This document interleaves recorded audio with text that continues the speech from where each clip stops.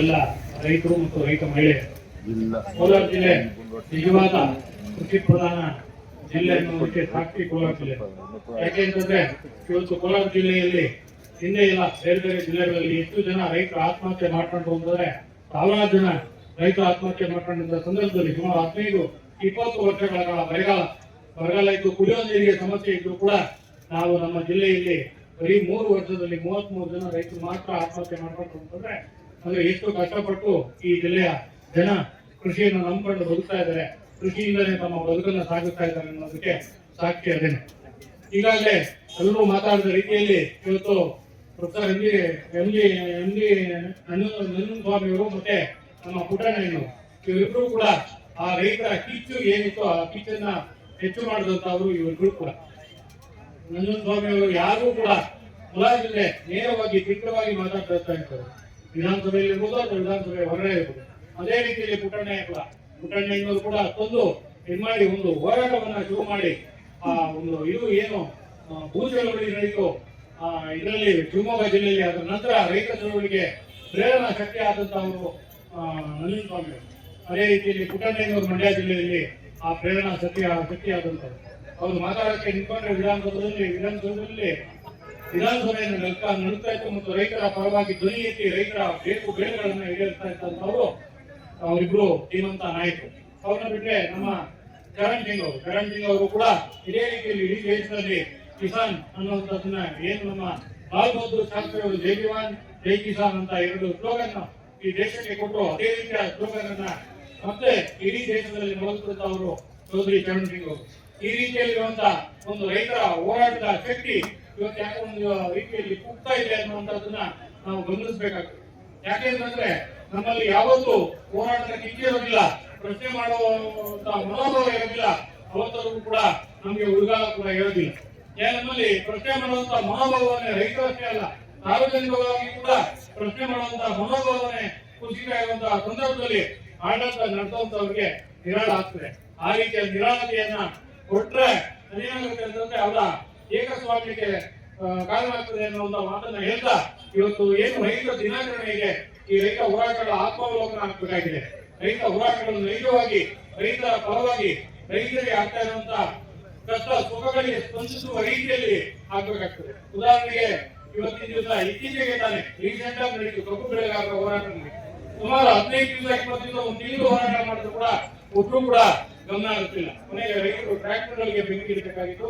ಮತ್ತೆ ಇದರಲ್ಲಿ ಹಿಂಸಾತ್ಮಕ ಚಟುವಟಿಕೆಗಳು ಹೋಗೋದ್ರೆ ಸರ್ಕಾರಕ್ಕೆ ಕ್ರಮ ಇತ್ತು ಸರ್ಕಾರ. ಆಮೇಲೆ ಕಬ್ಬು ಬೆಳೆಗಾರರ ಮತ್ತೆ ಸಕ್ಕರೆ ಕಾರ್ಖಾನೆ ಮಾಲೀಕರ ಸಭೆಯನ್ನು ವಿಧಾನಸೌಧದಲ್ಲಿ ಕರೆದರು. ಅಂದ್ರೆ ಯಾವುದೇ ಬೇಡಿಕೆಗಳು ಈಡೇರಬೇಕು ಅಂತಂದ್ರೆ ಯಾವುದೇ ಒಂದು ಅವ್ರು ಕೇಳಿದ ಕಬ್ಬು ಬೆಳೆಗಾರರು ಕೇಳಿದ್ದು ಬರೀ ಬೆಲೆ ಸಮರ್ಪಕವಾದಂತಹ ಬೆಲೆಯನ್ನ ಕೊಡಿ ಅಂತ. ಆದ್ರೆ ಕೇಳುವಂತ ಸಂದರ್ಭದಲ್ಲಿ ನಾವು ಹಿಂಸಾತ್ಮಕ ಮಾರ್ಗವನ್ನೇ ಅನುಸರಿಸಬೇಕು ಅನ್ನುವಂತ ಪರಿಸ್ಥಿತಿ ಇವತ್ತು ನಿರ್ಮಾಣ ಆಗಿದೆ ಅಂತಂದ್ರೆ ನಮ್ಮ ಜನಪ್ರತಿನಿಧಿಗಳು ಮತ್ತು ಸರ್ಕಾರ ಎಷ್ಟರ ಮಟ್ಟಿಗೆ ರೈತರ ಭಾವನೆಗಳಿಗೆ ಸ್ಪಂದಿಸ್ತಾ ಇದೆ ಅನ್ನುವಂಥದ್ದನ್ನ ಅರ್ಥ ಮಾಡ್ಕೋಬೇಕು.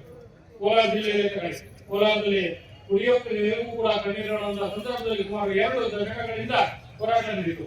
ಇಲ್ಲಿಂದ ಸಾವಿರಾರು ಜನ ಕೋಲಾರ ಚಿಕ್ಕಬಳ್ಳಾಪುರ ಜಿಲ್ಲೆಯಿಂದ ಪಾದಯಾತ್ರೆ ಹೋಗಿ ಬೆಂಗಳೂರಿಗೆ ತುಡು ಬಿಸಿಲಲ್ಲಿ ಬೇಸಿಗೆಯಲ್ಲಿ ಬೆಂಗಳೂರಿಗೆ ಪಾದಯಾತ್ರೆ ಹೋಗಿ ಮಾಡಿದ್ರು ಕೂಡ ನಮ್ಗೆ ಗೊತ್ತಿದ್ದು ಯಾವುದು ಅಂತಂದ್ರೆ ಕೊಚ್ಚೆ ನೀರಷ್ಟೇ. ಕೊಚ್ಚೆ ನೀರು ಈಜಾಗಿ ಬಂತು ಎತ್ತಿನಹೊಳೆಯಲ್ಲಿ ನೀರಿನಂತೆ ದುಡ್ಡು ಹರಿತಾ ಇದೆ.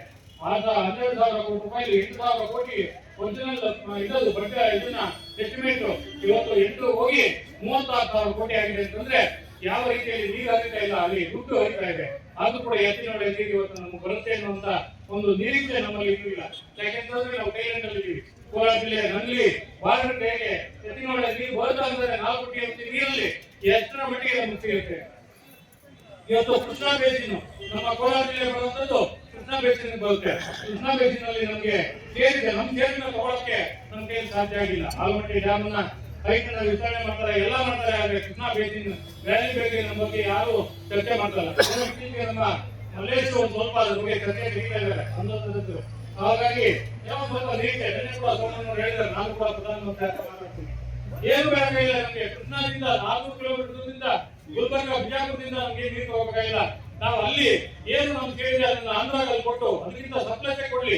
ಇವಾಗ ನಮ್ ಕೇಳಿ 56 TMC ಇದೆ, ಅದಕ್ಕಿಂತ ಸಪ್ಲೈ ಅಲ್ಲಿ ಕೊಟ್ಟು ಅದನ್ನ ನಾವಿಲ್ಲಿ ಶ್ರೀನಿವಾಸಪುರದಲ್ಲೂ ಕುಪ್ಪಂಬುರ ಗ್ರಾಮಗಳಂತ ವ್ಯವಸ್ಥೆ ಆದ್ರೆ ಬಹಳ ಈಸಿಯಾಗಿ ನಮ್ಗೆ ನೀರು ಬರುವಂತ ಪರಿಸ್ಥಿತಿ ಇದೆ. ಆ ರೀತಿಯ ಯೋಜನೆಗಳ ಬಗ್ಗೆ ಸರ್ಕಾರ ಮತ್ತು ಜನಪ್ರತಿನಿಧಿಗಳು ಗಮನ ಹರಿಸಬೇಕು. ಇವತ್ತು ನಮ್ಮ ಮುನ್ರಾಜ್ ಅವರು ಮಾತಾಡುದು ಒಂದು ಇಷ್ಟಲ್ಲೇ ಒಂದು 2-3 ವರ್ಷಕ್ಕೆ ಒಂದು 25ನೇ ವಾರ್ಷಿಕೋತ್ಸವ ಮಾಡಬೇಕಾಗುತ್ತೆ.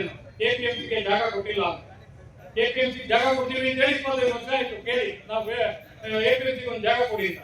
ಇದುವರೆಗೂ ಎಷ್ಟು ಜಾಗಗಳು ನೋಡಿದ್ರೆ ಒಂದು 10-12 ಜಾಗಗಳನ್ನ ಐವಾಸಿ ಇದೆ ಮೊದಲೇ ಕಣ್ಣೀರು ಸುರಿಸೋದು ಅಂತ ಹೇಳ್ತಾರಲ್ಲ, ಆ ಥರದಲ್ಲಿ ಕಣ್ಣೀರು ಸುರಿಸುವ ರೀತಿಯಲ್ಲಿ ಜಾಗಗಳನ್ನ ಗುರುತಿಸ್ತಾರೆ. ಅದು ಸಾಧ್ಯ ಇಲ್ಲ ಅಂತ ಹೇಳಿ ಕೈ ಬಿಡ್ತಾರೆ. ಇವಾಗ ಒಂದು ನೀವು ರೈತ ಸಂಘ ಒಂದು ಇದು ಮಾಡ್ರಿ, ಒಂದು ರಿಯಾಲಿಟಿ ಚೆಕ್ ತರ ಮಾಡ್ರಿ, ಹಿಂದೆ ಗುರುತಿಸಿದಂತ ಜಾಗಗಳು ಏನಾಗಿದೆ ಅಂತ ನೋಡಿದ್ರೆ ಕನಿಷ್ಠ ಅದನ್ನ ಯಾರಾದ್ರೂ ಬರೆದು ಬಾಯ್ಲಾಕೊಂಡಿದ್ರು ಕೂಡ ಎತ್ತಿಲ್ಲ. ಆ ತರದ ಪರಿಸ್ಥಿತಿ ಇರುವಂತಹ ಸಂದರ್ಭದಲ್ಲಿ ಈಗ ಏನಾಗಿದೆ ಎಪಿಎಂಸಿ ಜಾಗ ವಿಚಾರ ಅಂತಂದ್ರೆ ನಮ್ಮ MLA ಮತ್ತೆ MLC ಗಳಿಗೆ ವಿಧಾನಸಭೆಯಲ್ಲಿ ವಿಧಾನ ಪರಿಷತ್ತಲ್ಲಿ ಪ್ರತಿ ಸೆಷನ್ ಅಲ್ಲಿ ಮಾತಾಡೋದು ಸಾಧ್ಯ ಅಷ್ಟೇ. ಇನ್ನೇನು ಭೂಮಿ ಕೊಡುವಂತ ಕೆಲಸ ಆಗಿಲ್ಲ. ಹಿಂದೆ ಇದೇ ಎಪಿಎಂಸಿ ಅಲ್ಲಿ ಆದಾಗ ನಮ್ಮ ವೆಂಕಟರಾಜ್ ಅವರು ಜಿಲ್ಲಾಧಿಕಾರಿಗಳಿದ್ರು, ಅವ್ರು ಹೇಳಿದ್ರು ಎಲ್ಲ ಆಗ್ಬಿಟ್ಟಿದೆ, ಎಲ್ಲ ನಾವು ಫಾರೆಸ್ಟ್ ಡಿಪಾರ್ಟ್ಮೆಂಟ್ ಕೊಡ್ತಾ ಇದ್ವಿ, ಫಾರೆಸ್ಟ್ ಡಿಪಾರ್ಟ್ಮೆಂಟ್ ನಾವೆಲ್ಲ ಇದು ಮಾಡಿದ್ದೀವಿ, ಅಲ್ಲಿ ಸೆಂಟ್ರಲ್ ಗೌರ್ಮೆಂಟ್ ಹೋಗಿದೆ ಅಂತ ನಮ್ಮ ಇದರಲ್ಲಿ ಅದು ಕೂಡ ಆಗಲಿಲ್ಲ. ಇವತ್ತು ನೆನ್ನೆಲ್ಲ ಮೊನ್ನೆ ಯಾರೋ ಒಬ್ರು ಮಾತಾಡಿದ್ದಾರೆ ವಿಧಾನ ಪರಿಷತ್ನಲ್ಲಿ ಜಾಗ ಕೊಡಿ ಅಂತ. ಜಾಗ ಕೊಡಿಸ್ಬೇಕಾದಂತೂ ಜಾಗ ಕೊಡಿ ಅಂತ ಬೇಡ್ಕೊಳ್ಳುವಂತ ಪರಿಸ್ಥಿತಿಯಲ್ಲಿ ನಮ್ಮ ಜಿಲ್ಲೆ ಇದೆ ಅಂತಂದ್ರೆ ನಮ್ಮ ಜಿಲ್ಲೆಯ ನಾಯಕತ್ವ ಯಾವ ರೀತಿ ಇದೆ. ಈಗ ನಮ್ಮ ಜಿಲ್ಲಾಧಿಕಾರಿಗಳು ಬರೋರಿದ್ದಾರೆ, ಕನಿಷ್ಠ ಅವರಾದ್ರೂ ಕೂಡ ಈ ಒಂದು ಜಾಗದ ಜಾಗದಲ್ಲಿ ಇವಾಗ ಒಂದು ಹೊಸ ಜಾಗ ನೋಡಿದೀವಿ ಅಂತ ಒಂದು ವರ್ಷಕ್ಕೊಂದು ಜಾಗ ಹೊಸ ಜಾಗ ನೋಡುವಂಥದ್ದು, ಹಳೆ ಜಾಗ ಏನಾಯ್ತು ಅನ್ನೋದು ಭಾವನೆ ಅದನ್ನ ಯಾರು ಏನ್ ಮಾಡ್ಕೊಂಡಿದ್ದಾರೆ ಗೊತ್ತಿಲ್ಲ ಅಂತ ಕೂಡ. ಈ ತರದ ಪರಿಸ್ಥಿತಿ ಬೇಡ. ಇನ್ನೊಂದು 2-3 ವರ್ಷ ಇದೇ ರೈತರ ದಿನಾಚರಣೆ ದಿವಸ ಎಪಿಎಂಸಿಗೆ ಜಾಗ ಕೊಡ್ತೀವಿ ಅಂತ ಹೇಳಿ ಕೇಳಿ ನಾವು 25 ವರ್ಷ ಆಯ್ತು ನಮ್ಮ ಡಿಮ್ಯಾಂಡ್ ಅಂತ ಹೇಳಿ ನಾವು ಪ್ರತಿಭಟನೆ ಮಾಡುವಂತ ಒಂದು ರೈತ ದಿನಾಚರಣೆ ಒಂದು ಘೋಷವಾಕ್ಯ ಮಾಡ್ಕೊಳ್ಳುವಂತ ಪರಿಸ್ಥಿತಿಗೆ ಬರದೇ ಇರಲಿ. ಸರ್ಕಾರ ಮತ್ತು ಜನಪ್ರತಿನಿಧಿಗಳು ಅದು ಅಧಿಕಾರಿಗಳು ಅದರ ಬಗ್ಗೆ ಗಮನ ಹರಿಸಿ ಕನಿಷ್ಠ ಎಪಿಎಂಸಿ ಜಾಗ ಕೊಡುವಂತದ್ದಾಗ್ಲಿ, ಮತ್ತೆ ಬೆಳೆಗಳ ವಿಚಾರದಲ್ಲಿ ಎಲ್ಲ ಹೇಳಿದ್ರು. ಅದರಲ್ಲಿ ನಮ್ಮ ರೈತರಿಗೆ ಸ್ವಲ್ಪ ಸಂಘಟನೆ ಕೊಡ್ತಾ ಇದೆ.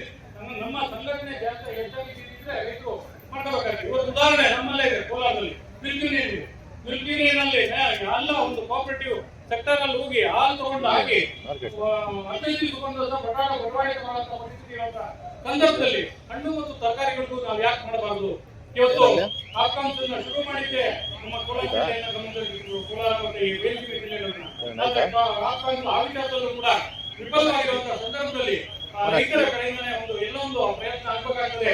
ಕೋಆಪರೇಟಿವ್ ಮೂವ್ಮೆಂಟ್ ಮೂಲಕ ಒಂದು ಇದಕ್ಕೆ ಮಾರುಕಟ್ಟೆಯನ್ನ ಪಡೆಯುವಂತ ಇದನ್ನ ನೋಡ್ಕೋಬೇಕಾಗ್ತದೆ. ಬರೀ ಸರ್ಕಾರದ ಮೇಲೆ ಮತ್ತೆ ಸರ್ಕಾರದ MSP ಮೇಲೆ ನಾವು ಡಿಪೆಂಡ್ ಆದ್ರೆ ಯಾವತ್ತೂ ಕೂಡ ಇದಾಗಲಿಕ್ಕೆ ಸಾಧ್ಯ ಆಗೋದಿಲ್ಲ.